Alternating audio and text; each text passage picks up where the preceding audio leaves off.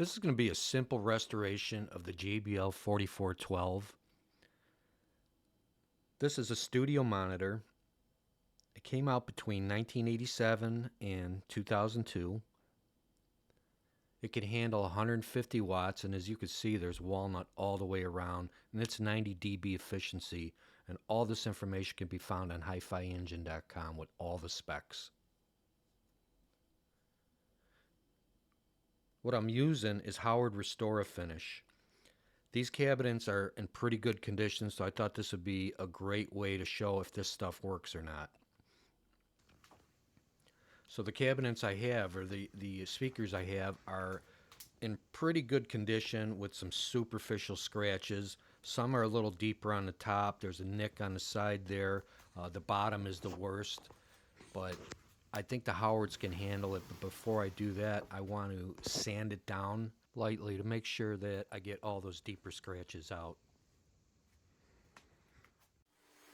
So I start out with the orbital sander, and I have 120 grit sandpaper on it, and I just need to get some of those deeper scratches out. And normally, if they were real superficial, I would just hand sand it, but these are a little deeper, and I think by using 120 and going over it gently, I can get them out safely without burning through that veneer. And especially when you're doing the edges and corners with an orbital, you got to make sure you're not staying on it that long and or pressing down hard. You know, when I go to the corners, I hit them and I get away from them right away, because I have burnt through veneer a few times and ended up needing to re-veneer the entire cabinet. So I don't want to do that on these. So while I'm sanding, I'm using the 120, and then I switch over and I go up to a finer grit like a 180. I do that off camera because I don't want to make this whole video about sanding.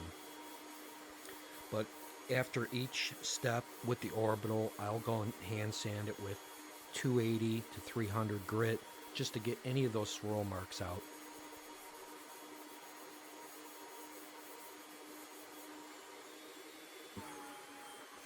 After I finish sanding with the orbital, I'll take a vacuum and vacuum up all that fine dust so I can see what I've done, and I'll also be able to see if there's any more sanding needs to be done before I turn it over to the next side. And I always do the edges with the hand sand because I don't want to burn through the edge with the orbital, so I'll never hit that, with the machine. It's always going to be by hand. This is the top, and this has not the worst scratches. The worst scratches are on the bottom, but there's some pretty big ones here on the top, so I'm going to take my time and make sure that this is sanded down nice.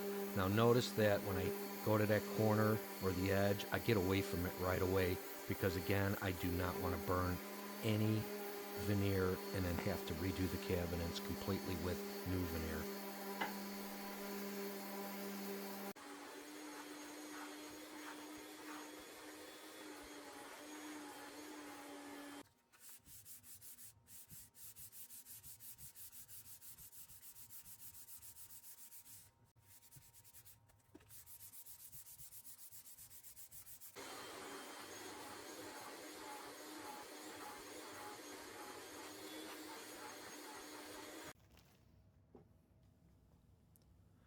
So I'm using the mahogany instead of walnut because it has a little bit of a more red tint to it, and most vintage speakers over time turn redder. And I'll be using the triple or the quadruple zero grade extra fine steel wool to apply it. And this is almost like staining if used regular stain. This stuff has stain in it, some colorant. It has some oils and some solvents, so it penetrates right into the old veneer. As long as there's not a water-based poly over it, this works really good. And if you can notice, there is one scratch. This is the bottom, and there is one scratch I couldn't get out. So after I leaving it sit for, about 30 seconds, I wipe it off right away.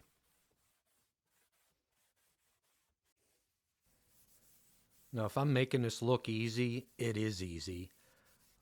I've been a painter for over 40 years, and I've stained a lot of wood in houses and cabinets, and I got to tell you that this stuff goes on easier than any stain I've ever used in my life. Looks good. It gives it that nice color. Now, there is a lot of solvent in this, and that solvent is bringing the original color back out. There's very little colorant in here, but it's still, without it, they would look dull. If I just put a clear over the cabinets after I sanded them, they would never look like this.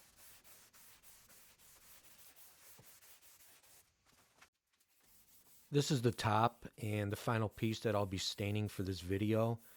And I gotta say that any speakers I get in the future that need very little restoration of the cabinet, this is the way to go.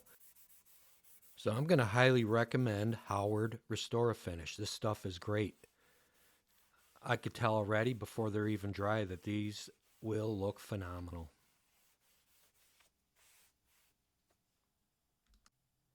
So here it is. This is dry for about 30 minutes and they look phenomenal. I didn't put the recommended wax over them. I'm going to let the customer do that, but they look brand new.